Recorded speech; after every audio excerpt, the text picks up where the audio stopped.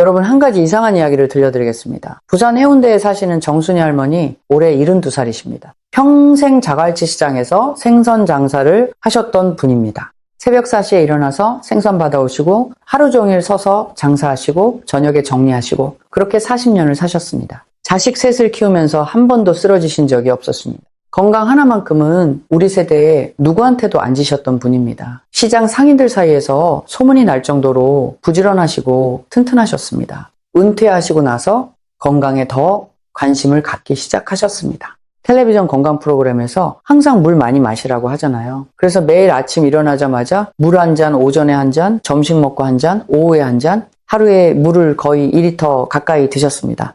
텀블러에 물을 담아 다니시면서 수시로 드셨습니다. 정성스럽게요. 건강을 위해서 열심히 하셨습니다. 그런데 이분한테 이상한 일이 벌어졌습니다. 물을 그렇게 열심히 드시는데 아침마다 입안이 바싹 말라 있었습니다. 혀가 입천장에 달라붙는 느낌이라고 하셨어요. 손가락 끝이 시리고 발뒤꿈치가 자꾸 갈라지고 밤에 자다가 종아리에 쥐가 나서 소리 지르며 깨신 적이 한두 번이 아니었습니다. 옆집 아주머니한테 창피해서 말도 못하셨다고 합니다. 밤마다 비명을 지르시니까요. 체면이 말이 아니었죠. 손주가 주말에 놀러와도 함께 뛰어놀 힘이 없어서 소파에 앉아만 계셨다고 합니다. 할머니가 왜 안 놀아줘요? 이 말에 마음이 너무 아프셨다고 합니다. 자식들한테 짐이 되는 건 아닌지 걱정이 밀려오셨습니다. 병원에 가셨더니 의사 선생님이 뭐라고 하셨을까요? 탈수입니다. 체액이 부족하세요.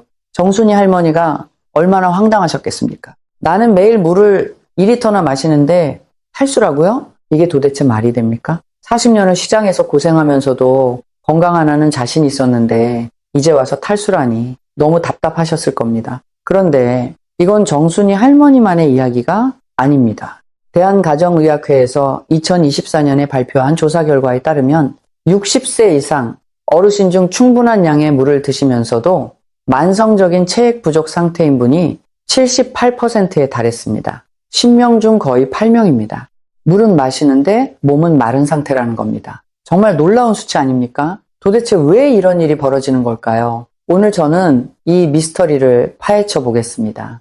마치 수사관이 범인을 찾듯이 우리 몸에서 물을 훔쳐가는 진짜 범인이 누구인지 하나하나 추적해 보겠습니다. 용의자가 여럿 있습니다. 하지만 진짜 주범은 대부분의 분들이 전혀 의심하지 않는 곳에 숨어 있습니다. 이 수사 과정에서 여러분이 한 번도 들어보지 못하셨을 놀라운 사실도 밝혀집니다. 끝까지 들으시면 범인의 정체를 정확하게 아시게 됩니다. 그리고 범인을 잡는 방법까지 집에서 당장 오늘부터 실천하실 수 있는 아주 간단한 방법을 알려드리겠습니다. 돈 한 푼 안 듭니다. 집에 있는 재료만으로 충분합니다. 아마 여러분의 부엌에 이미 있는 것들입니다. 그리고 오늘 이야기의 마지막에는 맨 처음에 소개해드린 정순이 할머니가 어떻게 되셨는지도 알려드리겠습니다. 손주와 함께 바닷가를 걸으셨다는 이야기인데 정말 가슴이 따뜻해지는 결말입니다. 그리고 아까 잠깐 말씀드린 영주의 박종호 할아버지, 같은 70대인데 체액 상태가 50대 같았던 그분의 비결도 끝에 공개하겠습니다. 놀라운 비결입니다. 참, 하나 더 말씀드리겠습니다. 오늘 이야기를 들으시면서 혹시 이건 나한테도 해당되는 거 아닌가? 이런 생각 드시는 분들이 분명 계실 겁니다. 아침에 입이 마르시나요? 밤에 쥐가 나시나요? 손발이 차가우시나요? 이런 증상이 있으시면 오늘 이야기가 여러분의 건강을 바꿔줄 수 있습니다. 끝까지 놓치지 마세요. 그리고 오늘 이야기에서 중요한 과학 연구가 여러 개 등장합니다. 제가 확인한 최신 연구들인데 이 연구 결과들이 우리의 상식을 완전히 뒤집습니다. 특히 호주와 이탈리아에서 나온 연구 결과는 정말 놀랍습니다. 이걸 아시면 물 마시는 방법이 완전히 달라지실 겁니다. 자, 수사를 시작하겠습니다. 먼저 사건 현장부터 정리해 봐야겠죠? 우리 몸에서 물이 어떻게 움직이는지 이걸 먼저 이해하셔야 합니다. 여러분, 우리 몸무게의 약 60%가 물이라는 건 아시죠? 70kg인 분이라면 42리터가 물인 겁니다. 어마어마한 양입니다. 그런데 나이가 드시면 이 비율이 줄어듭니다. 60세가 넘으시면 몸속 수분 비율이 50% 정도까지 떨어질 수 있습니다. 70kg 기준으로 물이 7리터나 줄어드는 겁니다. 대형 생수통 하나 분량이 사라지는 셈입니다. 이게 하루아침에 빠지는 게 아니라 서서히 몇 년에 걸쳐 조금씩 빠지니까 본인은 잘 모르십니다. 그게 더 무서운 겁니다. 왜 그럴까요? 이유가 세 가지 있습니다. 첫째, 근육이 줄어듭니다. 근육은 물을 담는 저수지 같은 역할을 합니다. 근육 1kg에는 물이 약 750ml가 들어있거든요. 그런데 40세 이후부터 매년 근육이 조금씩 빠집니다. 젊을 때 탄탄했던 허벅지가 가늘어지고 팔뚝에 힘이 안 들어가고 계단 오르기가 힘들어지시는 거 다 근육이 빠지고 있다는 신호입니다. 저수지가 작아지니까 아무리 비가 와도 물이 안 차는 거죠. 둘째, 갈증을 느끼는 감각이 둔해집니다. 젊을 때는 몸에 물이 1%만 부족해도 목이 말랐습니다. 뇌에 있는 갈증 센서가 민감했거든요. 그런데 60대가 넘으시면 이 센서가 무뎌집니다. 몸에 물이 상당히 부족한데도 목마름을 못 느끼시는 경우가 많습니다. 화재 경보기가 고장난 것과 같습니다. 불은 나고 있는데 경보가 안 울리니까 불이 커질 때까지 모르시는 겁니다. 목이 안 마르니까 물을 덜 드시게 되고 물을 덜 드시니까 더 부족해지고 악순환이 시작됩니다. 셋째, 신장의 농축 기능이 약해집니다. 신장은 정수기 필터와 같습니다. 새 필터는 좋은 건 잡아두고 나쁜 것만 내보내는데 오래된 필터는 좋은 것까지 줄줄 새게 합니다. 나이가 들수록 신장 필터가 물을 다시 붙잡아두는 힘이 떨어집니다. 소변으로 나가는 물이 많아지고 몸에 남는 물은 줄어듭니다. 밤에 자다가 소변 보러 자주 일어나시는 것도 이것과 관련이 있습니다. 여기서 잠깐 이 세 가지 변화가 동시에 일어나면 어떤 일이 벌어지는지 한번 정리해 보겠습니다. 근육이 줄어들어서 물을 저장할 공간이 줄었습니다. 갈증 센서가 고장나서 물이 부족한지도 모릅니다. 신장 필터가 물을 잡아두지 못해서 소변으로 자꾸 빠져나갑니다. 이 세 가지가 겹치면 어떻게 되겠습니까? 탈수의 삼중고입니다. 들어오는 물도 적고 나가는 물은 많고 저장할 공간도 없습니다. 그런데 놀라운 건 이 세 가지 변화가 다 서서히 일어나기 때문에 본인이 거의 못 느끼신다는 겁니다. 어느 날 갑자기 탈수가 되는 게 아니라 수년에 걸쳐 조금씩 말라가는 겁니다. 그러다가 어느 날 아침에 입이 바싹 마르고 쥐가 나고 피부가 거칠어지고 그때서야 뭔가 문제가 있구나 이렇게 느끼시는 겁니다. 그때쯤이면 이미 만성 탈수가 상당히 진행된 상태입니다. 여기서 한 가지 꼭 아셔야 할 게 있습니다. 이건 정말 중요합니다. 우리 몸에 있는 물은 두 종류입니다. 혈관 안을 흐르는 혈액, 이건 다들 아시죠? 그런데 사실 우리 몸속 물의 대부분은 혈관 밖에 있습니다. 세포와 세포 사이를 채우고 있는 물인데 의학 용어로 간질액이라고 합니다. 쉽게 말씀드리면 세포들 사이사이에 고여있는 물입니다. 이 간질액이 전체 체액의 거의 4분의 3을 차지합니다. 혈액보다 훨씬 많습니다. 그런데 이 간질액에 대해서는 거의 아무도 이야기를 안 합니다. 혈액 검사, 혈액순환, 혈관 건강 다들 혈액 이야기만 하시죠. 사실은 간질액이 더 중요할 수 있는데 말입니다. 이 간질액이 하는 일이 뭘까요? 이걸 설명드리려면 비유가 하나 필요하겠네요. 혈관에서 나온 산소와 영양분을 세포 하나하나에 배달해 줍니다. 그리고 세포에서 나온 노폐물을 다시 혈관으로 돌려보냅니다. 제가 좋아하는 비유가 있는데요. 택배 회사를 생각해 보세요. 큰 트럭이 물류센터에서 짐을 실어오면 작은 배달 오토바이가 골목골목 돌아다니면서 집집마다 배달하잖아요. 혈관이 큰 트럭이고 간질액이 바로 그 배달 오토바이입니다. 트럭이 아무리 열심히 달려도 오토바이가 없으면 택배가 집까지 안 옵니다. 마찬가지로 혈액이 아무리 잘 돌아도 간질액이 부족하면 세포는 영향을 못 받습니다. 산소도 못 받습니다. 노폐물도 못 치웁니다. 세포 하나하나가 고립되는 겁니다. 이게 얼마나 심각한 상황인지 좀 더 자세히 말씀드리겠습니다. 우리 몸에는 약 37조 개의 세포가 있습니다. 37조 개입니다. 이 엄청난 수의 세포 하나하나가 간질액이라는 배달 오토바이에 의존하고 있습니다. 간질액이 부족해지면 가장 먼저 타격을 받는 곳이 어디일까요? 바로 피부입니다. 피부는 우리 몸에서 가장 바깥에 있으니까 영양과 수분 공급에서 가장 후순위로 밀립니다. 그래서 체액이 부족하면 피부가 가장 먼저 건조해지고 주름이 깊어지고 탄력이 떨어집니다. 돈 많이 드는 화장품을 바르시는 것보다 체액을 채우시는 게 피부에는 훨씬 효과적입니다. 두 번째로 타격을 받는 곳이 관절입니다. 관절 사이에도 체액이 있어서 관절이 부드럽게 움직이게 해주는데 이게 부족해지면 관절이 뻑뻑해지고 움직일 때 소리가 나고 아픕니다. 아침에 일어나시면 무릎이 뻣뻣하고 손가락이 잘 안 펴지시는 거 혹시 경험 있으신가요? 나이 탓이 아니라 체액 부족일 수 있습니다. 세 번째로 타격을 받는 곳이 뇌입니다. 뇌는 우리 몸에서 물을 가장 많이 필요로 하는 기관입니다. 뇌 무게의 약 75%가 물입니다. 체액이 1%만 부족해도 집중력이 떨어지고 기억력이 흐려지고 판단력이 둔해집니다. 요즘 자꾸 깜빡깜빡 하신다고요? 치매 걱정하시기 전에 체액 상태부터 확인해 보시는 게 좋습니다. 나이가 드시면서 이 간질액이 계속 줄어듭니다. 배달 오토바이가 하나둘씩 사라지는 겁니다. 그 결과 세포들이 굶주리기 시작합니다. 산소가 부족하니까 피곤합니다. 영양이 안 가니까 피부가 건조해집니다. 노폐물이 안 빠지니까 여기저기 아프고 붓습니다. 입이 마르고 손발이 저리고 관절이 뻑뻑하고 기억력이 가물가물해지고 밤에 쥐가 나고 변비가 생기고 이런 증상들이 하나둘씩 나타납니다. 대부분의 분들은 이런 증상을 보시면 뭐라고 생각하시나요? 아, 나이가 들어서 그런가 보다. 원래 이 나이면 다 이런 거지.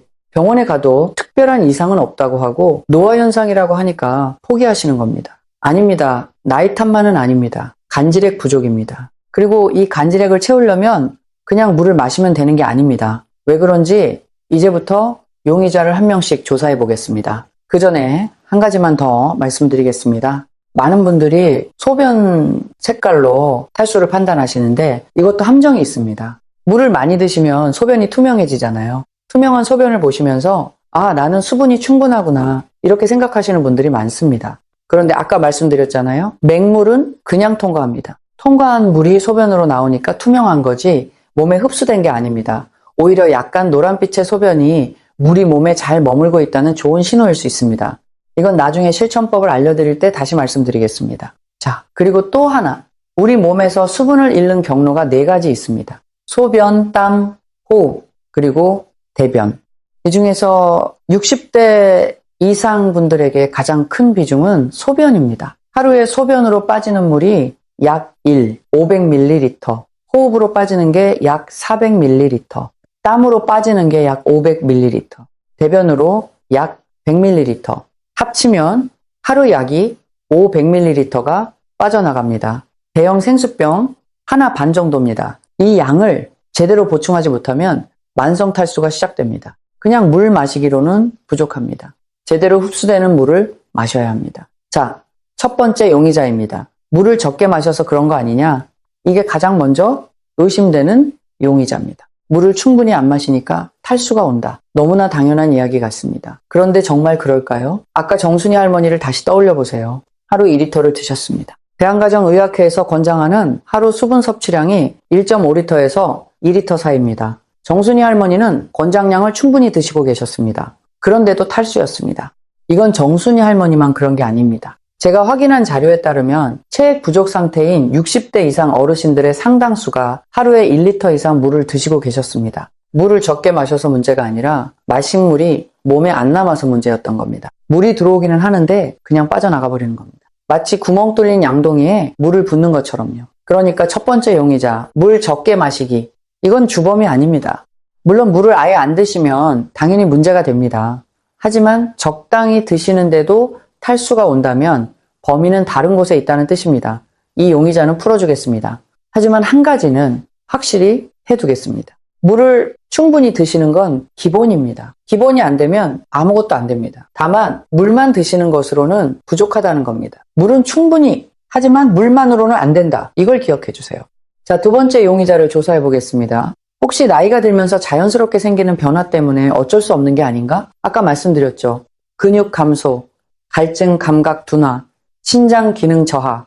이 3가지가 나이 들면서 생깁니다. 이것만 봐도 나이 탓 같습니다. 맞습니다. 이건 그러니까 부정할 수 없는 사실입니다. 나이가 드시면 체액을 유지하는 능력 자체가 떨어집니다. 2024년에 국제고령의학 학술지에 발표된 연구에서도 나이 든 분들의 체액 부족이 단순히 물을 적게 마셔서가 아니라 식단에서 핵심 전해질 섭취가 부족하기 때문이라고 밝혔습니다. 특히 나트륨과 칼륨의 균형이 깨지면 아무리 물을 많이 드셔도 세포까지 흡수가 안 됩니다. 그런데 여기서 중요한 걸 짚고 넘어가야 합니다. 나이듦 자체는 범인이 아닙니다. 나이듦은 공범입니다. 범행을 쉽게 만들어주는 조건이지 직접 물을 훔쳐가는 범인은 아니라는 겁니다. 왜 그렇게 말씀드리냐면 같은 70대라도 체액이 충분한 분이 계시거든요.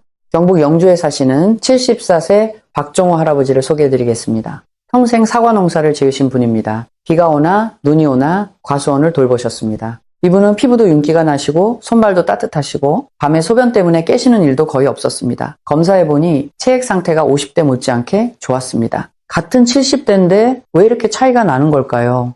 나이만으로는 설명이 안 됩니다. 뭔가 다른 요인이 있다는 뜻입니다. 나중에 이 할아버지의 비결이 뭐였는지 말씀드리겠습니다. 두 번째 용의자, 나이듦. 이거는 완전히 무죄로 풀어주기는 어렵습니다. 범행을 도운 공범이니까요. 하지만 나이듦이 주범이라고 하기엔 억울한 점이 있습니다. 우리 세대가 뭘 잘못했습니까? 열심히 살았습니다. 자식들 뒷바라지하느라 내 건강 챙길 겨를이 없었습니다. 새벽부터 밤까지 일하셨습니다. 그렇게 살아오신 우리한테 나이가 들었다는 이유만으로 몸이 물을 못 잡아두게 된다면 그건 너무 억울한 거 아닙니까? 다행인 건 나이듦의 영향을 최소화할 수 있는 방법이 있다는 겁니다. 아까 박정호 할아버지가 그 증거입니다. 70내 살인데 체액 상태가 50대였으니까요. 나이가 들어도 관리를 잘 하시면 체액을 충분히 유지하실 수 있습니다. 포기하실 필요가 전혀 없습니다. 어떻게 관리하냐고요? 바로 그게 진짜 주범을 잡아야 알 수 있는 겁니다. 잠깐 여기서 한 가지 여쭤보겠습니다. 여러분은 하루에 물을 얼마나 드시나요? 그리고 그 물에 뭘 넣으시나요? 그냥 맹물이신가요? 혹시 소금물을 드시는 분도 계신가요? 이 질문이 왜 중요한지 다음 용의자를 보시면 아시게 됩니다. 자, 이쯤 되면 진짜 범인의 윤곽이 조금씩 보이기 시작합니다. 세 번째 용의자입니다. 이 용의자가 사실은 가장 의심스럽습니다. 바로 여러분이 매일 드시는 그 물 자체입니다. 아니, 물이 범인이라고요? 네, 정확히 말하면 아무것도 안 들어있는 맹물이 문제입니다. 여러분, 물만 많이 드시면 건강해진다고 생각하시죠? 하루 8잔, 2리터. 이게 건강상식처럼 알려져 있습니다. 그런데 이게 반만 맞는 이야기입니다. 왜 그런지 설명드리겠습니다. 우리 몸의 체액은 0.9%의 염분 농도를 유지합니다. 혈액도, 간질액도 다 마찬가지입니다. 이 농도가 유지되어야 세포가 제대로 일합니다. 여러분이 맹물을 벌컥벌컥 드시면 어떻게 될까요? 체액보다 훨씬 싱거운 물이 몸 안에 들어옵니다. 우리 몸은 즉시 위험 신호를 보냅니다. 체액 농도가 떨어지고 있다. 큰일이다. 그래서 몸이 그 싱거운 물을 최대한 빨리 밖으로 내보냅니다. 소변으로요. 그게 바로 물 많이 드신 후에 화장실을 자주 가시는 이유입니다. 몸이 그 물을 받아들이지 않고 내보내는 겁니다. 여러분은 건강을 위해서 열심히 드셨는데 몸은 그 물을 오히려 위험 요소로 인식하고 빼내는 겁니다. 참 억울한 일이죠. 생각해 보세요. 여러분이 건강을 위해서 열심히 물을 드셨습니다. 텔레비전에서 그렇게 하라고 했으니까요. 텀블러까지 사서 들고 다니셨습니다. 그런데 그 물이 몸에 안 남고 바로 빠져나갔다면 그동안의 노력이 다 물거품이 됐다는 뜻입니다. 참 허탈하시죠? 근데 이건 여러분 잘못이 아닙니다. 잘못된 정보가 문제입니다. 물 많이 마시면 건강해진다. 하루 8잔. 이런 이야기만 하고 어떤 물을 어떻게 마셔야 하는지는 아무도 안 알려줬잖아요. 핵심은 양이 아니라 질입니다. 양은 충분한데 질이 문제인 겁니다. 몸이 받아들이는 물을 마셔야 합니다. 몸이 거부하는 물을 아무리 많이 마셔도 소용없습니다. 그렇다면 몸이 받아들이는 물이란 뭘까요? 여기서 아주 중요한 과학적 사실이 나옵니다. 여기서 정말 중요한 과학적 사실 하나를 알려드리겠습니다. 이건 제가 오늘 꼭 말씀드리고 싶었던 내용입니다. 우리 소장, 그러니까 작은 창자에는 물을 흡수하는 특별한 통로가 있습니다. 이 통로 이름이 뭘까요? 나트륨 포도당 공동 수송체라고 합니다. 어려운 말이죠? 쉽게 설명드리겠습니다. 이 통로는 나트륨과 포도당이 함께 있어야만 열리는 문과 같습니다. 나트륨이 열쇠 역할을 하고 포도당이 윤활유 역할을 합니다. 이 두 가지가 함께 있을 때만 물이 창자를 통해 몸 안으로 제대로 흡수됩니다. 맹물에는 나트륨도 없고 포도당도 없습니다. 열쇠도 없고 윤활유도 없습니다. 그러니 문이 안 열립니다. 물이 창자를 그냥 통과해버리는 겁니다. 마시긴 마셨는데 그냥 지나가 버리는 거예요. 2020년에 이탈리아 나폴리 대학교 연구팀이 국제학술지 네이처 사이언티픽 리포트에 발표한 연구에서 이걸 실험으로 증명했습니다. 나트륨 농도가 적절한 범위에 있을 때 물의 흡수가 가장 활발하게 일어났습니다. 핵심은 이겁니다. 적절한 농도의 소금이 들어간 물이 맹물보다 훨씬 잘 흡수됩니다. 이걸 일상적인 비유로 다시 한번 설명드리겠습니다. 고속도로 톨게이트를 떠올려 보세요. 톨게이트에 카드를 찍어야 차가 통과하잖아요. 카드가 없으면 아무리 줄이 길어도 차가 못 지나갑니다. 나트륨이 바로 그 카드 역할을 합니다. 나트륨 카드가 있어야 물이라는 차가 소장이라는 톨게이트를 통과해서 몸속으로 들어갈 수 있습니다. 맹물은 카드 없는 차입니다. 톨게이트 앞에서 우왕좌왕 하다가 결국 되돌아가 버립니다. 즉 소변으로 나가버리는 거죠. 세계보건기구에서 설사로 탈수된 어린이를 치료할 때 무엇을 쓸까요? 맹물이 아닙니다. 나트륨과 포도당이 들어간 경구수액을 씁니다. 왜요? 맹물로는 탈수를 치료할 수 없으니까요. 소장의 흡수 통로를 열어야 하니까요. 이 원리가 세계적으로 수백만 명의 생명을 구했습니다. 같은 원리를 우리가 활용하는 겁니다. 거창한 게 아닙니다. 소금물 한 잔에 이 원리가 고스란히 들어있습니다. 호주 에디스코원 대학교에서 2021년에 발표한 아주 흥미로운 연구가 있습니다. 운동 중에 맹물만 마신 그룹과 전해질 음료를 마신 그룹을 비교했습니다. 결과가 어땠을까요? 놀랍게도 맹물만 마신 그룹이 오히려 근육 경련이 더 자주 일어났습니다. 맹물이 체내 전해질 농도를 희석시켰기 때문입니다. 연구를 이끈 교수는 이렇게 설명했습니다. 맹물만 마시면 체내 전해질이 묽어져서 오히려 경련에 더 취약해질 수 있다고요. 이게 바로 맹물의 역습입니다. 여러분 중에 혹시 밤에 자다가 종아리에 쥐가 나셨던 경험 있으신가요? 그게 바로 이겁니다. 낮에 맹물을 많이 드시면서 체내 전해질이 묽어지고 밤에 그 영향이 근육 경련으로 나타나는 겁니다. 물을 마시는데 오히려 쥐가 난다. 이게 바로 맹물의 배신입니다. 건강해지려고 마신 물이 오히려 경련을 일으키다니 정말 아이러니하죠. 여기까지 3명의 용의자를 조사했습니다. 잠깐 정리하겠습니다. 따라오고 계시죠? 첫 번째, 물 적게 마시기. 이건 주범이 아닙니다. 충분히 드시는 분도 탈수입니다. 두 번째, 나이듦. 이건 공범입니다. 조건을 만들어주지만 직접 범행하지는 않습니다. 세 번째, 맹물 자체. 이건 핵심 공범입니다. 전해질 없는 물은 소장의 흡수 통로를 열지 못합니다. 그냥 들어갔다가 그냥 나옵니다. 그렇다면 진짜 주범은 누구일까요? 이제부터 공개하겠습니다. 여러분 혹시 지금 소금물을 드시고 계신 분 있으시나요? 건강을 위해서 소금을 넣어서 드시는 분들이 요즘 많으시죠. 좋은 시도입니다. 방향은 맞습니다. 그런데 한 가지 결정적으로 잘못하고 계신 부분이 있습니다. 진짜 주범을 공개합니다. 여러분이 물에 넣는 그 소금의 양, 바로 농도입니다. 아니, 소금물이 좋다는 건 많이 들으셨잖아요. 그래서 소금을 넣어서 드시는 분들도 계십니다. 그런데 문제는 대부분의 분들이 소금을 너무 적게 넣으신다는 겁니다. 500ml 물에 소금을 한두 꼬집 톡톡 넣으시죠. 이게 얼마나 되는지 아세요? 한 꼬집이 대략 0.5g에서 0.7g 정도입니다. 두 꼬집이면 1g에서 1.4g 정도. 이걸 500ml에 녹이면 염도가 고작 0.2%에서 0.3% 사이밖에 안 됩니다. 이게 왜 문제냐고요? 우리 체액은 0.9%입니다. 여러분이 0.2% 소금물을 드시면 몸 입장에서는 거의 맹물이나 마찬가지입니다. 체액보다 훨씬 싱겁잖아요. 그래서 몸이 또 같은 반응을 합니다. 이 싱거운 물을 빨리 내보내야 해. 소변으로 빼버립니다. 소금물을 드셨다고 생각하시지만 사실은 맹물을 드신 것과 별반 차이가 없는 겁니다. 이게 바로 주범입니다. 잘못된 농도, 소금을 넣긴 넣었는데 턱없이 부족한 양을 넣으신 겁니다. 범인이 너무 가까이에 있었던 겁니다. 손에 소금을 들고 계셨는데 양이 문제였던 거예요. 그렇다면 정확한 농도는 얼마일까요?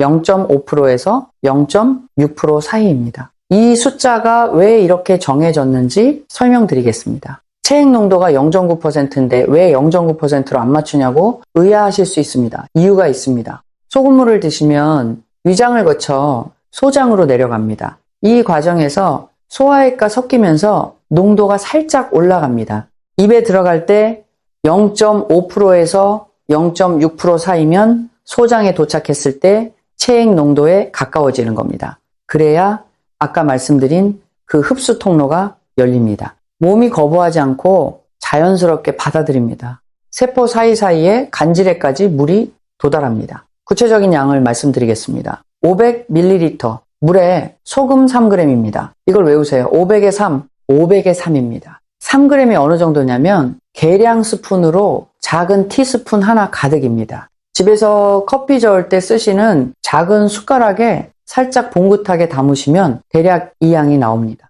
아까 말씀드린 한두 꼬집과는 완전히 다릅니다. 한두 꼬집은 1g 남짓이고 3g은 그 두세 배입니다. 생각보다 많다고 느끼실 겁니다. 하지만 이 정도가 들어가야 비로소 여러분 몸에 체액으로 흡수되는 진짜 소금물이 됩니다. 드셨을 때 어떤 느낌이냐면 살짝 짭짤하네 이런 정도입니다. 국물 간을 맞추는 그 느낌이요.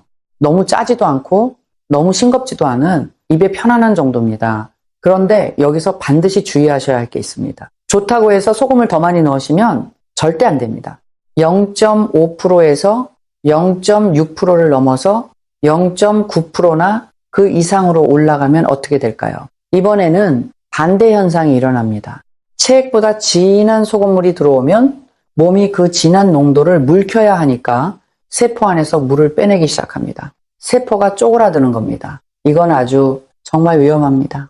그래서 바닷물을 마시면 오히려 더 목이 마른 거잖아요. 바닷물의 염도가 약 3.5%거든요. 체액의 0.9%보다 훨씬 진합니다. 그래서 농도가 정말 중요합니다. 0.5%에서 0.6% 사이. 이 범위를 반드시 지키셔야 합니다. 적으면 효과가 없고 많으면 해롭습니다. 딱 이 범위가 골디락스 존이라고 할 수 있습니다. 너무 뜨겁지도 않고 너무 차갑지도 않은 딱 알맞은 구간입니다. 500ml에 3g. 이 비율만 정확히 지키시면 됩니다. 한 가지 궁금해하시는 분들이 많으신 것 같아서 미리 답을 드리겠습니다. 이렇게 소금물을 드시면 혈압이 올라가지 않냐는 걱정이요. 당연한 걱정입니다. 우리가 늘 듣는 말이 소금을 줄여라, 짜게 먹지 마라, 이거 아닙니까? 결론부터 말씀드리겠습니다. 0.5%에서 0.6% 농도의 소금물 하루 2리터를 드시면 나트륨 섭취량이 약 5g에서 6g 정도 됩니다. 미국 심장학회에서 권장하는 하루 나트륨 섭취 상한이 이 300mg, 그러니까 약 2.3g인데 이것보다 많은 거 아니냐고요? 네, 여기서 중요한 포인트가 있습니다. 이 권장량은 음식에 들어있는 나트륨까지 합친 전체 섭취량을 말하는 겁니다. 한국인 평균 나트륨 섭취량이 하루 약 3,500mg으로 이미 권장량을 넘깁니다. 소금물로 추가되는 나트륨은 하루 약 5g에서 6g인데 이 중상당 부분은 체액 유지에 쓰이고 남는 것은 신장에서 걸러 나갑니다. 그래도 걱정이 되시면 이렇게 하세요. 먼저 혈압을 재보세요. 일주일간 아침 저녁으로 재시면서 기록해 두세요. 소금물을 시작하시고 다시 일주일간 재어보세요. 비교해 보시면 됩니다. 대부분의 경우 혈압에 큰 변화가 없거나 오히려 체액이 안정되면서 혈압이 안정되는 경우도 있습니다. 하지만 혈압이 올라가시면 중단하시고 의사와 상담하세요. 이건 원칙입니다. 여러분, 자연에서도 이 원리를 볼 수 있습니다. 바다에 사는 물고기를 생각해 보세요. 바다 물고기는 체액 농도가 바닷물보다 낮습니다. 그래서 계속 물을 잃어버립니다. 어떻게 살아남을까요?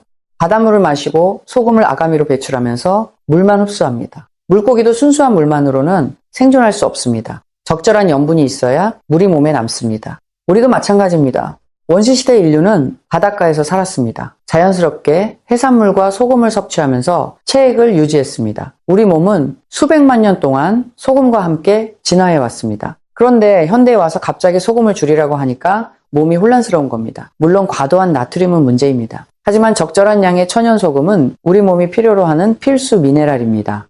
자, 주범의 정체를 밝혔습니다. 그런데 공범이 2명 더 있습니다. 먼저 첫 번째 공범, 온도입니다. 소금물을 드실 때 냉장고에서 꺼낸 찬물에 소금을 넣으시는 분들 계시죠? 여름에 시원하게 한잔하면 기분이 좋잖아요. 그런데 이게 왜 안 좋은지 아세요? 차가운 물이 위장에 들어오면 위장 온도가 순간적으로 떨어집니다. 우리 몸은 36.5도를 유지해야 하는 항온동물이니까 체온을 지키려고 비상이 걸립니다. 가장 먼저 일어나는 반응이 뭘까요? 말초 혈관 수축입니다. 손끝, 발끝, 피부 표면의 혈관이 확 좁아집니다. 열을 빼앗기지 않으려는 방어 반응입니다. 잘 생각해 보세요. 간질액은 혈관에서 빠져나온 물입니다. 혈관이 수축되면 어떻게 되겠습니까? 간질액으로 빠져나갈 물도 줄어듭니다. 애써 드신 소금물이 제대로 일을 못하는 겁니다. 60대가 넘으시면 혈관 탄력도 젊을 때만큼 좋지 않으시니까 한번 수축하면 다시 풀어지는데 시간이 더 걸립니다. 그 사이에 혈압이 올라갈 수도 있습니다. 특히 고혈압, 심장질환 있으신 분들은 차가운 물을 급하게 드시면 절대 안 됩니다. 그래서 반드시 따뜻한 물에 녹여서 드셔야 합니다. 40도에서 50도 사이가 이상적입니다. 갓 우려낸 보리차를 약간 식힌 정도라고 생각하시면 됩니다. 입에 대고 한 모금 편하게 마실 수 있는 온도입니다. 따뜻한 물의 장점은 3가지입니다. 소금이 완전히 잘 녹습니다. 말초 혈관이 확장되어서 손발이 따뜻해집니다. 위장이 편안해지면서 흡수율이 높아집니다. 최소한 상온의 물, 실내 온도의 물을 쓰셔야 합니다. 실내 온도가 보통 20도에서 25도 정도니까 이것도 괜찮습니다. 참고로 따뜻한 소금물에 또 다른 장점이 있습니다. 장 운동을 촉진합니다. 변비에 고생하시는 분들 많으시죠?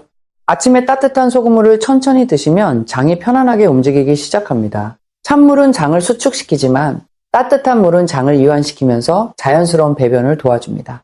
실제로 소금물을 시작하신 분들이 가장 먼저 느끼시는 변화가 배변이 편해진 거라고 말씀하시는 경우가 많습니다. 만성변비에 약을 드시던 분이 소금물 시작하시고 약을 끊으신 경우도 있습니다. 물론 약을 끊으실 때는 반드시 담당 의사와 먼저 상의하셔야 합니다. 냉장고에서 막 꺼낸 찬물은 절대 피하세요. 한 가지 더 말씀드리겠습니다. 겨울에는 어떻게 하냐고 물으시는 분들이 계세요.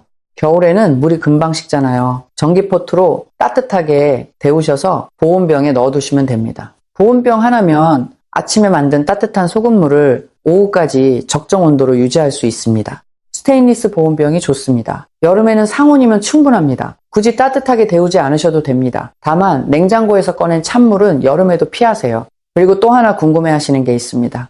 차나 커피에 소금을 넣으면 안 되냐고요. 녹차나 보리차에 소금을 넣으시는 건 괜찮습니다. 오히려 보리차에 소금을 약간 넣으면 고소한 맛이 더해져서 맛있습니다. 옛날에 우리 할머니 할아버지들이 보리차에 소금 한 꼬집 넣으셨던 거 기억나시나요? 그게 사실 과학적으로 맞는 방법이었습니다. 다만 커피에는 넣지 마세요. 커피의 카페인이 이뇨작용을 해서 소금물의 효과를 상쇄시킵니다. 홍차도 카페인이 들어있으니까 피하시는 게 좋습니다. 두 번째 공범은 소금의 종류입니다. 여러분, 소금이면 다 같은 소금이라고 생각하시나요? 큰 오해입니다. 특히 한 가지 종류의 소금은 절대로 소금물에 쓰시면 안 됩니다. 정제염입니다. 하얗고 곱고 깨끗해 보이는 그 소금 있잖아요. 마트에서 가장 흔하게 볼 수 있습니다. 꽃소금이라는 이름으로도 팔립니다. 이 소금의 정체가 뭘까요? 바닷물을 전기분해해서 순수한 염화 나트륨만 뽑아낸 겁니다. 다른 미네랄은 전부 제거됩니다. 성분표를 보시면 염화 나트륨 99% 이상이라고 써 있습니다. 겉으로는 깨끗하고 고급스러워 보이지만 속은 텅 빈 소금입니다. 천연 소금에는 나트륨 외에도 칼륨, 마그네슘, 칼슘, 아연, 철분 같은 미네랄이 수십 가지 들어 있습니다. 이 미네랄들이 나트륨과 함께 작용해서 체액의 균형을 맞춥니다. 정제염에는 나트륨밖에 없습니다. 나트륨만 과다하게 들어오면 칼륨과의 균형이 깨지고 체액의 미네랄 조성이 무너집니다. 어떤 소금을 쓰셔야 할까요? 가장 추천드리는 건 구운 소금입니다. 천일염을 800도 이상 고온에서 구운 건데 간수의 쓴맛이 사라지고 미네랄은 그대로 남아 있습니다. 물에 잘 녹아서 소금을 만들기에 가장 적합합니다. 가격도 합리적이에요. 묵은 천일염도 좋은 선택입니다. 3년 이상 묵혀서 간수를 뺀 것을 고르세요. 죽염은 품질은 좋지만 가격이 높습니다. 여유가 되시면 쓰셔도 좋습니다. 히말라야, 암염도 괜찮습니다. 하지만 무슨 일이 있어도 정제염, 꽃소금, 맛소금은 피하셔야 합니다. 특히 맛소금은 화학 조미료가 섞여 있는 경우가 많으니까 절대 안 됩니다. 소금 고르시는 간단한 팁 하나 드리겠습니다. 뒷면 성분표에서 염화나트륨이 95% 이상이면 정제염일 가능성이 큽니다. 천연소금은 보통 80%에서 90% 사이입니다. 나머지가 미네랄이니까요. 색깔도 보세요. 새하얀 소금보다는 약간 회색빛이나 핑크빛이 도는 게 천연소금인 경우가 많습니다. 혀 끝에 올려놓으시면 좋은 소금은 짭짤하면서도 은은한 감칠맛이 느껴집니다. 정제염은 그냥 강렬하게 짜기만 합니다. 자, 실제로 마트에 가셨을 때를 가정해 보겠습니다. 소금 코너에 가시면 종류가 정말 많습니다. 헷갈리시죠? 간단하게 정리해 드리겠습니다. 포장 뒷면을 보세요. 성분표에 염화 나트륨이 몇 %인지만 확인하시면 됩니다. 95% 이상이면 피하세요. 80%에서 90% 사이면 좋은 소금입니다. 가격은 500g 기준으로 구운 소금이 3영원에서 7영원 정도 합니다. 비싸지 않습니다. 매일 3g씩 쓰시면 500g이 거의 5개월 이상 갑니다. 하루에 몇십 원도 안 되는 겁니다. 이 정도 투자로 건강을 지킬 수 있다면 정말 남는 장사 아닙니까? 집에 계신 소금을 당장 확인해 보세요. 정제염이면 요리에는 쓰시되 소금물에는 쓰지 마세요. 구운 소금을 따로 하나 사서 소금물 전용으로 쓰시는 게 좋습니다. 작은 유리병에 담아 놓으시면 편합니다. 자, 여기까지 주범과 공범들의 정체를 다 밝혔습니다. 그런데 이 수사에서 한 명을 더 잡아야 합니다. 대부분의 분들이 전혀 모르고 계시는 숨은 공범이 있습니다. 바로 마그네슘 부족입니다. 아니, 마그네슘이 소금물이랑 무슨 관계냐고요? 관계가 깊습니다. 아주 깊습니다. 마그네슘은 우리 몸에서 300가지가 넘는 생화학 반응에 관여하는 미네랄입니다. 특히 중요한 역할이 두 가지 있습니다. 첫째, 세포 안팎으로 물과 전해질이 드나드는 통로를 조절합니다. 마그네슘이 부족하면 이 통로가 제대로 작동하지 않습니다. 아무리 좋은 소금물을 드셔도 세포 안으로 들어가지 못하는 겁니다. 문은 열었는데 안쪽에서 짐을 받아줄 사람이 없어서 택배가 문 앞에 그냥 쌓여있는 상황이라고 보시면 됩니다. 둘째, 근육의 수축과 이완을 조절합니다. 마그네슘이 부족하면 근육이 수축한 상태에서 풀어지지 않습니다. 이게 바로 쥐가 나는 겁니다. 밤에 종아리쥐, 발바닥쥐 이런 거요. 2024년에 스페인에서 진행된 대규모 코호트 연구가 있습니다. 60세 이상 어르신일 900명을 장기간 추적한 건데요. 마그네슘 섭취가 충분한 그룹이 부족한 그룹에 비해 노쇠 위험이 절반 가까이 낮았습니다. 여기서 노쇠라는 건 근력 저하, 보행 속도 감소, 만성 피로, 체중 감소 같은 증상을 말합니다. 마그네슘 하나가 이 모든 것에 영향을 미친다는 겁니다. 참, 그러니까 정말 놀라운 일이죠. 또 2023년에 국제 영양학 학술지에 실린 종합 리뷰 논문에서는 마그네슘 부족의 초기 증상으로 근육 경련, 피로감, 무기력, 식욕 저하를 꼽았습니다. 혹시 이런 증상 있으신가요?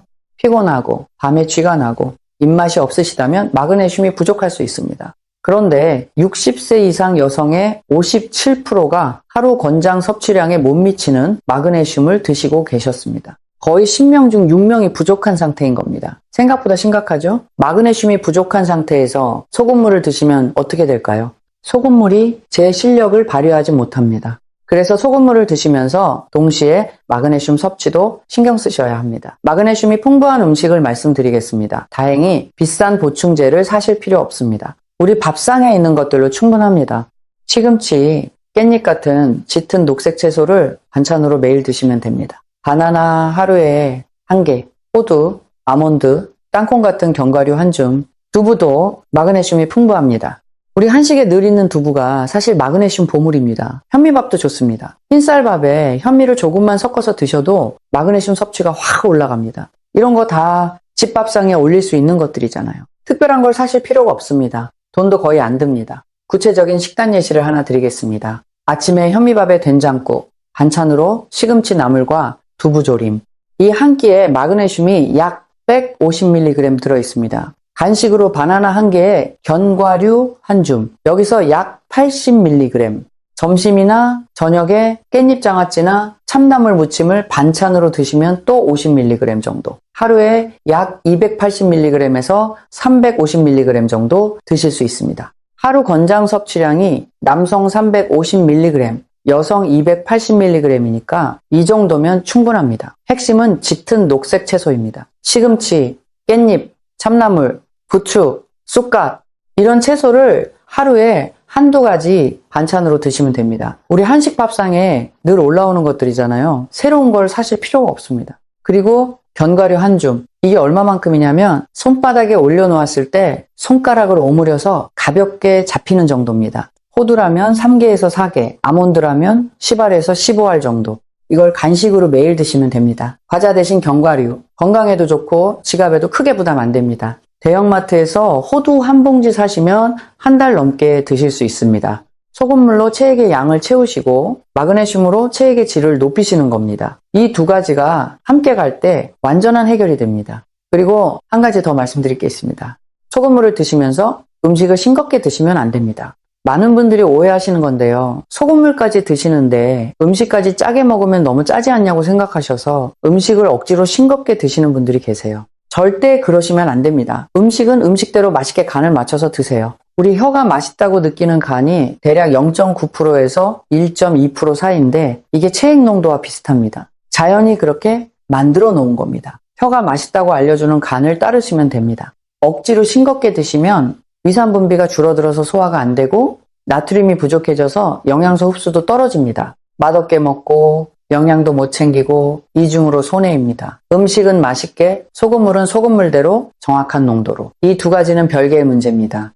소금물을 드셨다고 해서 음식을 싱겁게 드시면 절대 안 됩니다. 여기서 아까 소개해드린 영주의 박종호 할아버지가 다시 떠오릅니다. 이분의 식단을 여쭤보니까 된장국에 밥을 말아 드시고 시금치 나물, 깻잎 장아찌, 두부 부침 이런 반찬을 즐겨 드셨습니다. 간이 맞는 된장국에 녹색 채소 반찬. 이분은 본인도 모르게 소금물의 원리를 음식으로 실천하고 계셨던 겁니다. 적절한 나트륨에 마그네슘과 칼륨이 풍부한 채소까지 우리 전통 한식 밥상에 답이 있었던 겁니다. 할머니, 할아버지가 드시던 그 밥상이 사실은 과학적으로 완벽한 체액 보충 식단이었다는 거 참 대단하지 않습니까? 자, 이제 범인을 잡는 구체적인 방법을 알려드리겠습니다. 누구나 따라 하실 수 있습니다. 소금물 만드는 법부터요. 물 500ml에 소금 3g. 이걸 외우세요. 500에 3. 500에 3입니다. 계량 방법은 3가지가 있습니다. 가장 정확한 방법은 계량 스푼입니다. 다이소나 마트에서 2영원에서 5영원이면 살 수 있습니다. 4가지 크기로 되어 있는 세트에서 가장 작은 스푼인 티스푼에 가득 담으시면 3g에 가깝습니다. 이게 가장 정확하고 쉬운 방법입니다. 두 번째 방법은 집에 있는 커피 숟가락입니다. 작은 숟가락에 살짝 봉긋하게 담으시면 대략 3g입니다. 평평하게 깎으시면 2g밖에 안 되니까 반드시 봉긋하게요. 세 번째 방법은 손가락 꼬집인데 한 꼬집이 5g에서 0.7g이니까 4-5꼬집이 필요합니다. 급할 때 쓸 수 있지만 정확도가 떨어지니까 가능하면 계량 스푼을 쓰세요. 물 온도는 40도에서 50도 사이입니다.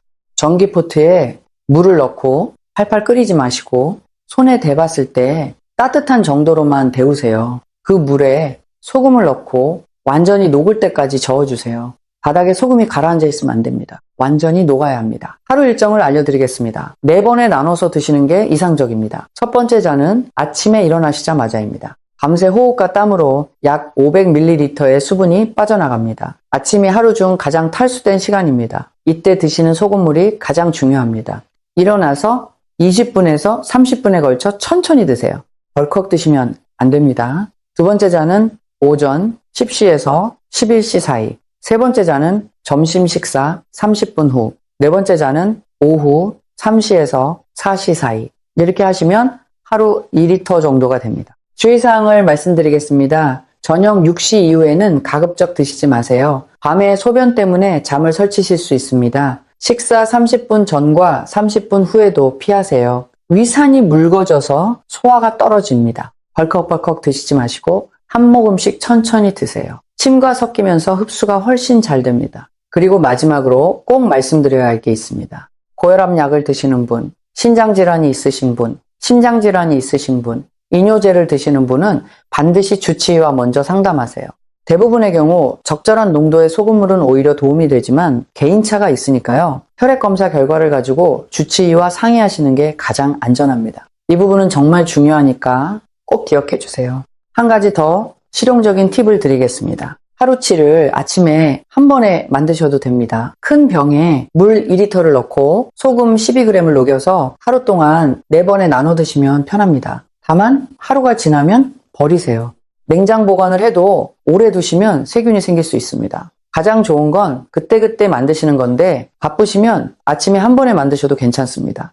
유리병에 담아 두시는 게 좋습니다. 플라스틱 병에 오래 두시는 건 피하세요. 그리고 처음 시작하실 때 한 가지 주의할 점이 있습니다. 처음 며칠은 배가 약간 부글부글 할 수 있습니다. 우리 몸이 변화에 적응하는 과정입니다. 이건 정상적인 반응이니까 걱정하지 마세요. 대부분 3일에서 5일이면 적응됩니다. 만약 일주일이 지나도 불편하시면 농도를 약간 낮추어 보시고 그래도 계속되시면 의사와 상담하세요. 또 한 가지, 소금물을 드시기 시작하시면 소변 색깔의 변화를 관찰해 보세요.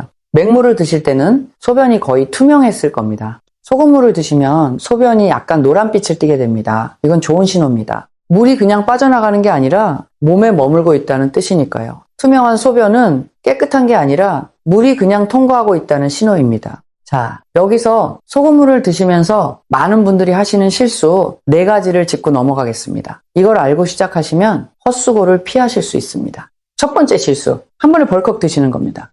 500ml를 5분 만에 원샷 하시는 분들이 계세요. 이러시면 위장이 급작스러운 부담을 받고 몸이 한꺼번에 들어온 물을 소변으로 빼버립니다. 20분에서 30분에 걸쳐 조금씩 천천히 드셔야 합니다.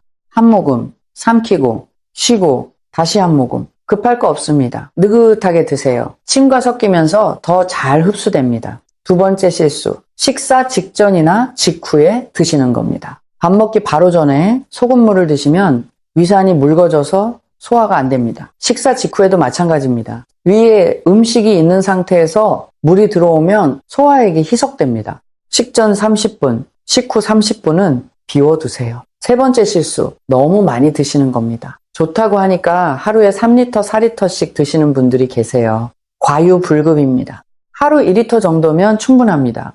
더 많이 드시면 오히려 전해질 균형이 무너질 수 있습니다. 특히 신장 기능이 좋지 않으신 분은 더욱 주의하셔야 합니다. 네 번째 실수, 농도를 대충 맞추시는 겁니다. 아까도 말씀드렸지만 농도가 이 방법의 핵심입니다. 눈대중으로 소금을 넣으시면 안 됩니다. 처음 한 주만이라도 대량 스푼으로 정확하게 재서 넣어보세요. 한 주만 하시면 그 다음부터는 감이 잡힙니다.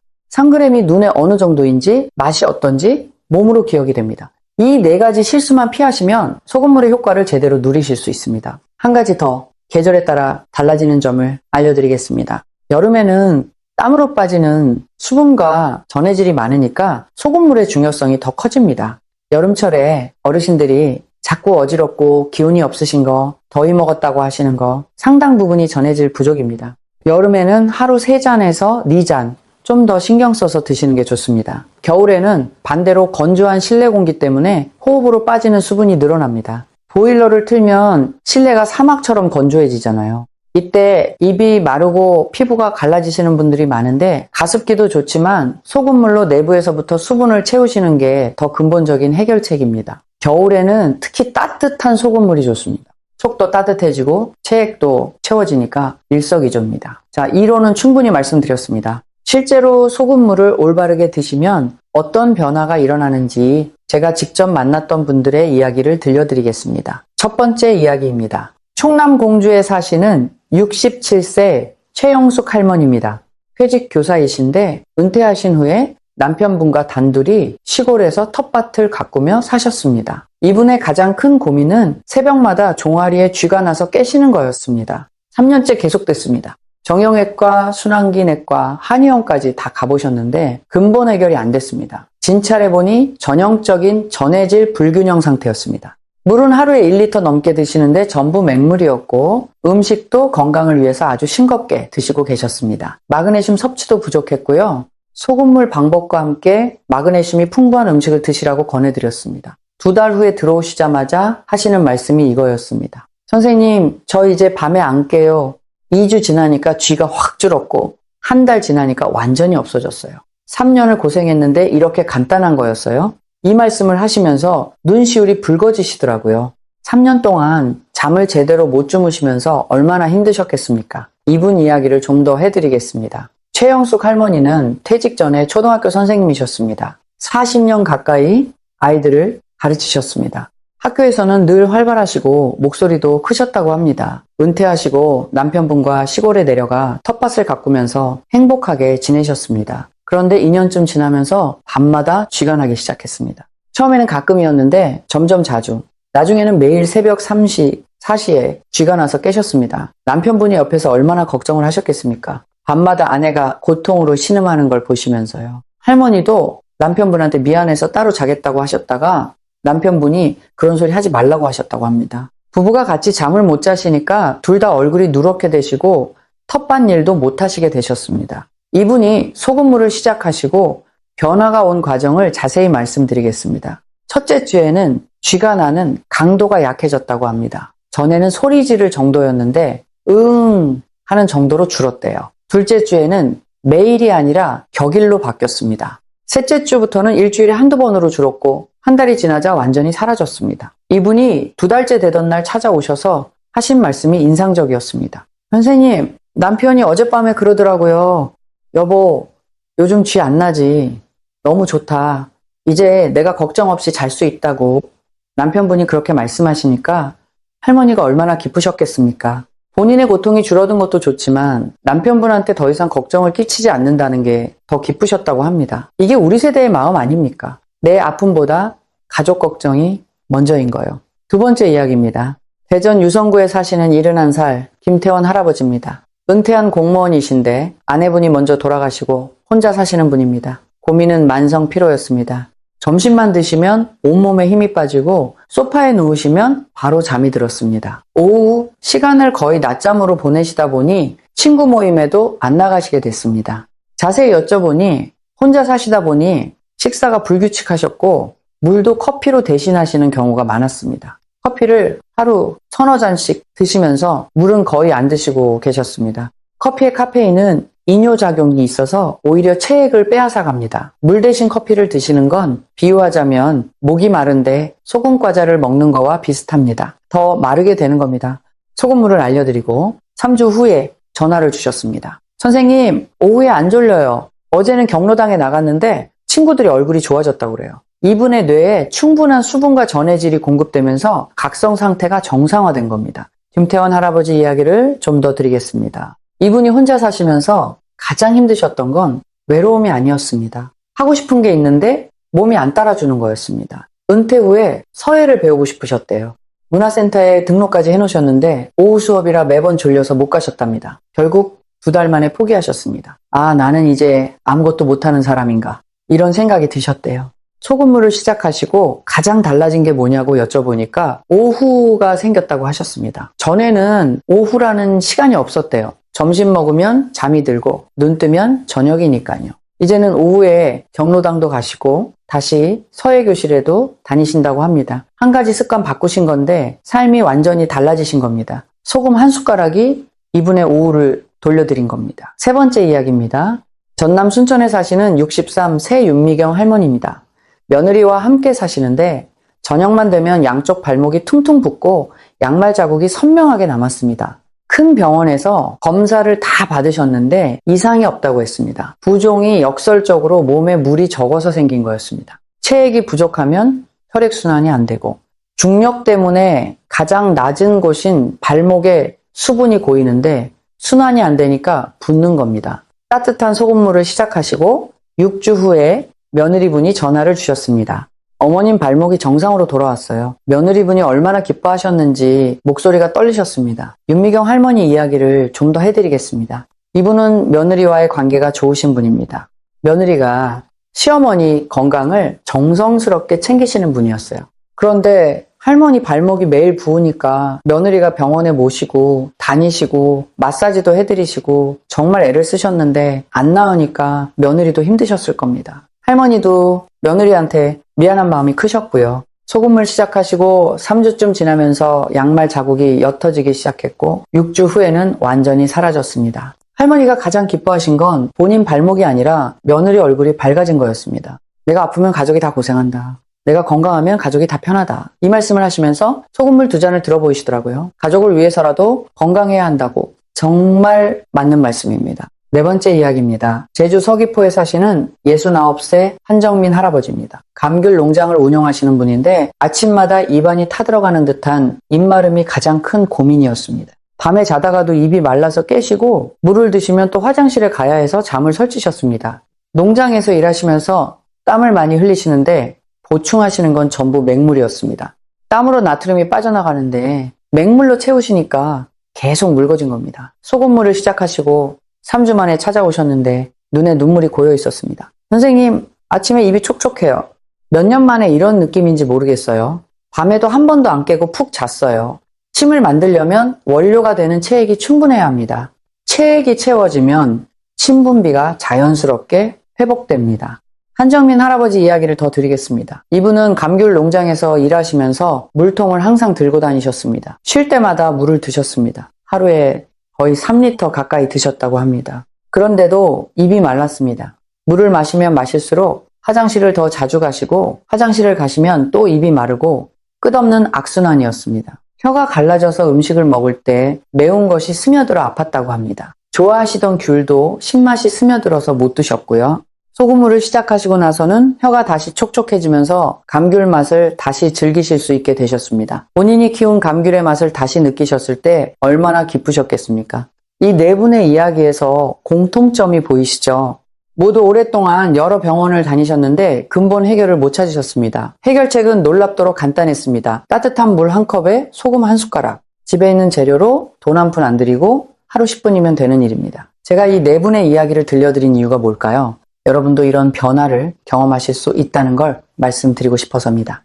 지금 나이 탓이라고 생각하셨던 그 증상들, 만성이라고 포기하셨던 그 불편함들, 어쩌면 아주 간단한 방법으로 해결될 수 있습니다. 우리 몸은 원래 스스로 회복하는 힘이 뛰어납니다. 다만 회복에 필요한 조건, 그러니까 체액을 제대로 못 맞춰줬을 뿐입니다. 그 조건만 맞춰주면 몸이 알아서 회복합니다. 소금물은 그 조건을 맞춰주는 가장 쉽고 저렴한 방법입니다. 여러분 여기까지 들으시면서 얼마나 공감되셨나요? 혹시 나도 최영숙 할머니처럼 쥐가 나는데 이런 생각 드시는 분 계시나요? 아니면 김태원 할아버지처럼 오후에 늘 졸린 분, 윤미경 할머니처럼 발목이 붓는 분, 한정민 할아버지처럼 입이 마르시는 분, 이 4가지 증상 중 하나라도 해당되시면 여러분도 체액 부족 상태일 가능성이 높습니다. 그렇다면 지금 여러분의 상태를 좀 더 정확하게 확인해 보겠습니다. 5가지 위험 신호를 알려드리겠습니다. 이 5가지를 체크해 보시면 소금물이 여러분께 얼마나 필요한지 알 수 있습니다. 자, 마지막 단계입니다. 여러분이 지금 소금물을 시작하셔야 하는지 스스로 확인하실 수 있는 5가지 위험 신호를 알려드리겠습니다. 한 가지라도 해당되시면 오늘부터 시작하시길 권합니다. 첫 번째 신호, 밤중 소변입니다. 자다가 한 번 이상 소변 때문에 깨신다면 주의하셔야 합니다. 물을 저녁에 많이 드셔서 그런 거라고 생각하시는 분이 많은데 사실은 반대인 경우가 많습니다. 낮 동안 체액이 부족해서 몸의 항인효 호르몬 조절이 안 되면 밤에도 소변을 자꾸 만들어냅니다. 체액이 충분해지면 오히려 밤 소변이 줄어듭니다. 매일 2번 이상 깨신다면 심각한 체액 부족입니다. 두 번째 신호, 손발 차가움입니다. 여름에도 손끝이 시리거나 발이 차서 양말 신고 주무시는 분, 간질액이 부족해서 혈관 끝까지 충분한 혈액이 못 가는 겁니다. 간단한 확인 방법이 있습니다. 오른손으로 왼쪽 손목 안쪽 맥박자리를 짚어보세요. 손목의 온기와 손가락 끝의 온기가 비슷해야 정상입니다. 손가락 끝이 확연히 차갑다면 체액 부족을 의심해보세요. 세 번째 신호, 아침 입마름입니다. 일어났을 때 입안이 끈적하고 혀가 입천장에 달라붙는 느낌이 있다면 평소 체액이 부족한 상태에서 밤을 보내신 겁니다. 밤새 호흡과 땀으로 수분이 빠지는데 원래도 부족한 상태에서 더 빠지니까 아침에 심하게 마른 겁니다. 거울 앞에서 혀를 내밀어 보세요. 혀 표면이 촉촉하고 반짝거려야 정상입니다. 건조하거나 허옇게 설태가 끼어 있으면 체액 부족 신호입니다. 네 번째 신호, 오후 피로입니다. 점심 먹고 1시간쯤 지나면 머리가 무겁고 눈이 감기시나요? 대부분 식곤증이라고 넘기시는데 사실은 뇌의 탈수일 수 있습니다. 뇌의 75%가 물입니다. 체액이 조금만 부족해도 집중력이 떨어지고 피로감이 확 밀려옵니다. 커피를 드셔도 해결이 안 되시죠? 커피는 오히려 이뇨작용으로 탈수를 악화시킬 수 있습니다. 해결책은 커피가 아니라 소금물입니다. 여기서 한 가지 간단한 자가 체크 방법을 알려드리겠습니다. 오후 2시에서 3시 사이에 한번 해보세요. 의자에 앉아서 양손을 무릎 위에 올려놓으시고 5초간 힘을 주어 주먹을 꽉 쥐었다가 확 펴보세요. 손바닥 색깔을 보십시오. 2초 안에 분홍빛으로 돌아오면 정상입니다. 3초 이상 하얗게 남아있으면 말초 혈액순환이 안 되고 있다는 뜻이고 체액 부족이 원인일 가능성이 높습니다. 이건 모세혈관 재충전 시간이라는 건데 병원에서도 탈수 여부를 확인할 때 사용하는 방법입니다. 집에서 혼자 하실 수 있으니까 한번 해보세요. 또 하나, 아침에 일어나서 체중을 재보세요.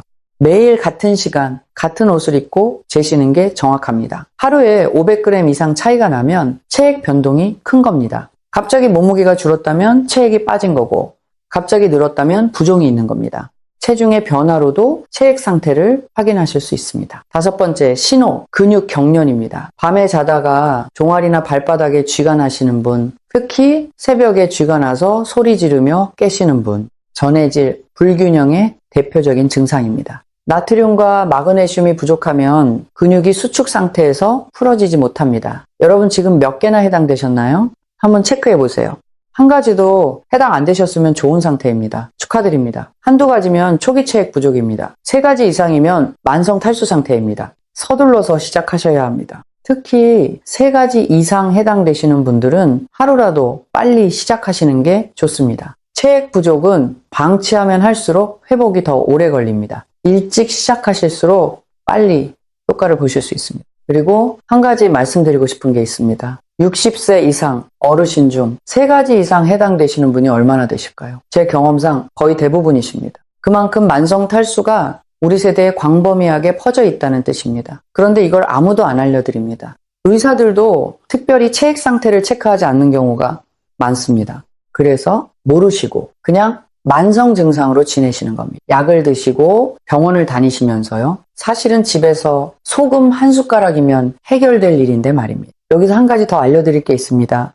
이건 최근 연구에서 밝혀진 사실인데요. 2023년에 독일 함부르크의 고령의학 전문 연구팀이 학술지에 발표한 종합 리뷰가 있습니다. 이 연구에서 밝혀진 놀라운 사실이 있습니다. 우리가 지금까지 탈수를 확인하는 데 써왔던 전통적인 방법들, 예를 들면 손등 피부를 집어 올렸다 놓아서 탄력을 보는 방법 같은 것들이 60세 이상 어르신들에게는 그다지 정확하지 않다고 합니다. 나이가 들면 피부 탄력이 자체적으로 떨어지기 때문에 탈수가 아닌데도 피부가 늦게 돌아올 수 있습니다. 반대로 탈수인데도 다른 징후가 뚜렷하지 않을 수도 있고요. 그래서 앞서 알려드린 5가지 신호를 종합적으로 체크하시는 게 훨씬 실용적입니다. 한두 가지만 보시지 마시고 5가지를 다 체크하셔서 전체적으로 판단하세요. 그리고 가장 정확한 방법은 병원에서 혈액 검사를 받으시는 겁니다. 자, 오늘의 수사를 마무리하겠습니다.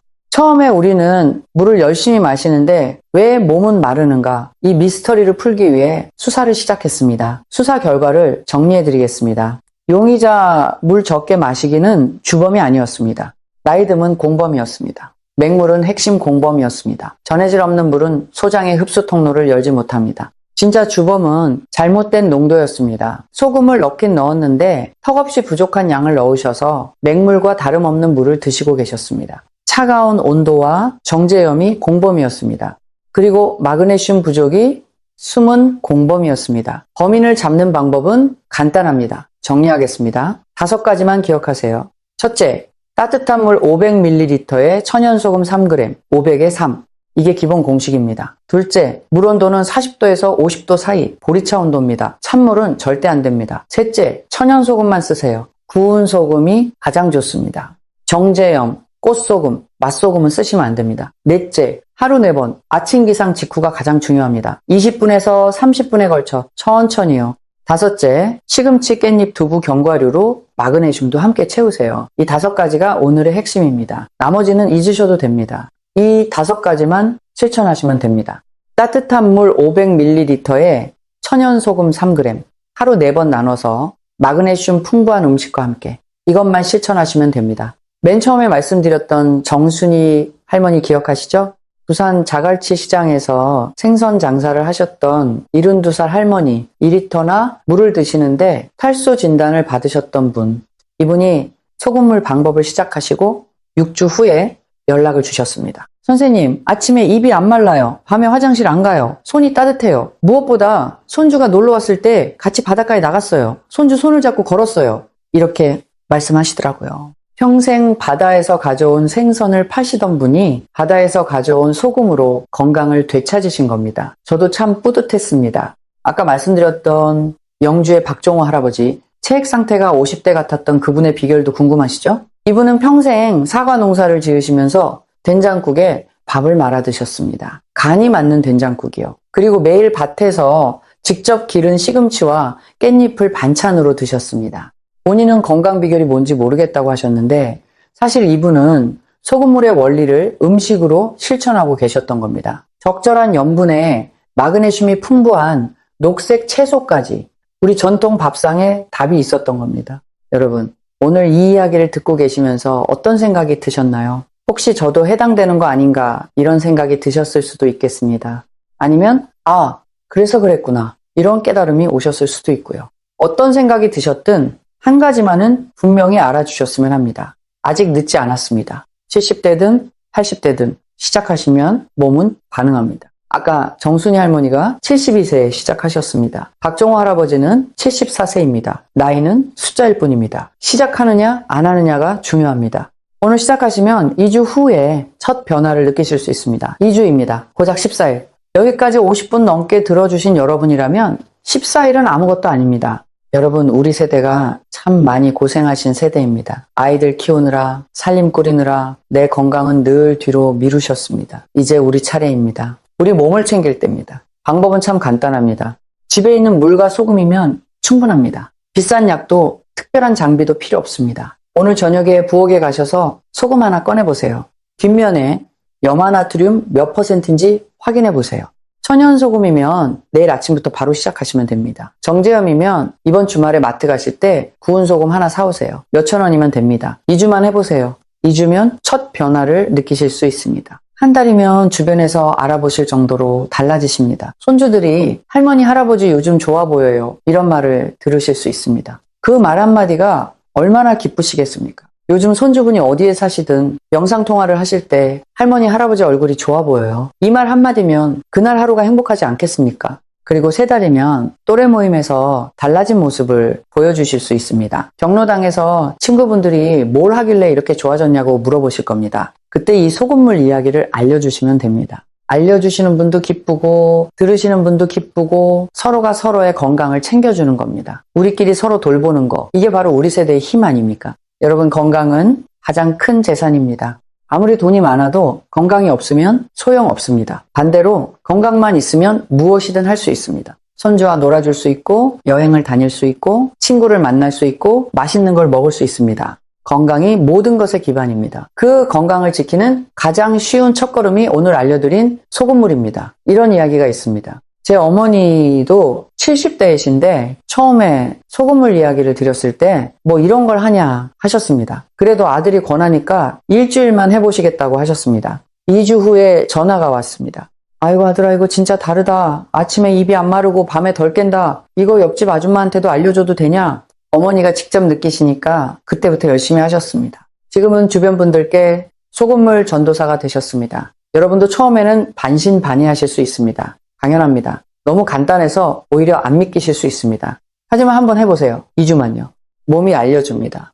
몸은 거짓말을 안 합니다. 오늘 이 이야기가 도움이 되셨다면 주변 분들께도 꼭 알려주세요. 형제 자매분께, 오래된 친구분께, 같은 아파트 이웃분께 물 한 컵에 소금 한 숟가락, 이 간단한 방법 하나로 누군가의 밤잠을 되찾아 줄 수 있습니다. 누군가의 고통을 줄여줄 수 있습니다. 우리끼리 서로 챙기는 게 가장 큰 힘이 됩니다. 영상이 도움이 되셨다면 좋아요와 구독 부탁드립니다. 여러분의 좋아요와 구독이 이런 건강 정보가 더 많은 분들께 전달되는데 큰 힘이 됩니다. 소금물 드시고 경험하신 변화가 있으시면 댓글로 남겨주세요. 여러분의 이야기가 다른 분들께 용기와 희망이 됩니다. 이 이야기를 들으시면서 혹시 자녀분이나 며느리, 사위분이 생각나셨나요? 이 영상을 가족단체 카톡방에 공유해주세요. 어머니, 아버지, 이거 한번 들어보세요. 이 한마디가 부모님 건강을 바꿀 수 있습니다. 자녀분들이 이 영상을 보내주시면 부모님도 한번 해보실 마음이 더 생기실 겁니다. 혼자 시작하는 것보다 가족이 함께 관심을 가져주시는 게 훨씬 힘이 됩니다. 반대로 여러분이 자녀분께 이야기해 주셔도 좋습니다. 나 이제 소금물 마시기 시작했다. 이렇게요. 자녀분들이 걱정하시면서 엄마 아빠 건강 신경 쓰게 되니까 오히려 가족 간의 대화가 늘어납니다. 건강이 가족을 연결하는 다리 역할을 하는 겁니다. 여러분, 마지막으로 한 가지만 더 말씀드리겠습니다.